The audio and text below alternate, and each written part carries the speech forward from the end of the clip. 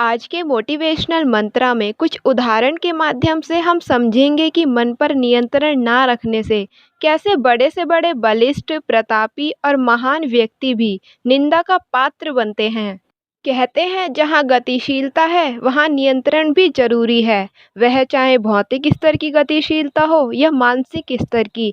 यदि गति पर नियंत्रण का विधान ही नहीं होता तो किसी भी तरह की दुर्घटना को रोका ही नहीं जा सकता था। अगर हम अपने चारों तरफ ध्यान से देखें तो जैसे भौतिक स्तर पर किसी तरह के वाहन होते हैं, उनमें ब्रेक भी होता है।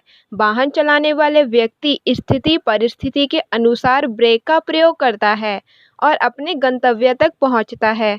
इसी तरह का नियंत्रण मन के स्तर पर भी बहुत जरूरी है। और कहते भी हैं कि सबसे ज़्यादा तेज गति तो मन की ही होती है। गोस्वामी तुलसीदास जी ने पीपर पात सरिसमन डोला चौपाई में यह स्पष्ट किया है कि जिस प्रकार हल्की सी हवा चलने से भी पीपल के पत्ते हिलने डुलने लगते हैं, उसी प्रकार किसी भी तरह की परिस्थिति आती है तो सबसे पहले उसका प्रभाव हमारे मन पर पड़ता है। जहाँ सब कुछ अनुकूल होने पर मन के निरंकुश होने का खतरा पैदा हो जाता है, तो वहीं स्थिति विपरीत होने पर हमारे मन में नकारात्मकता भरने लगती है।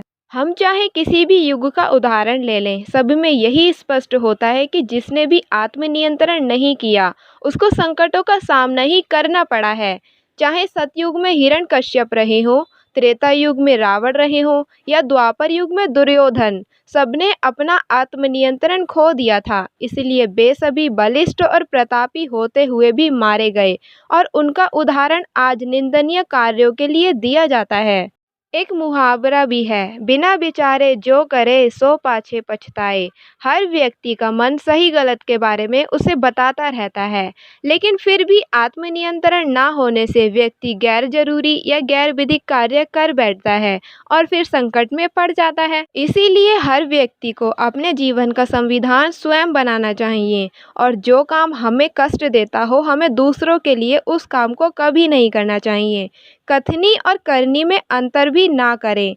ज़्यादा भोग विलास या अवांछित सुख की चाहत भी ना रखें और अपनी शक्ति का उपयोग हमें हमेशा लोगों के हित के लिए करना चाहिए, ना कि किसी को पीड़ा पहुंचाने के लिए।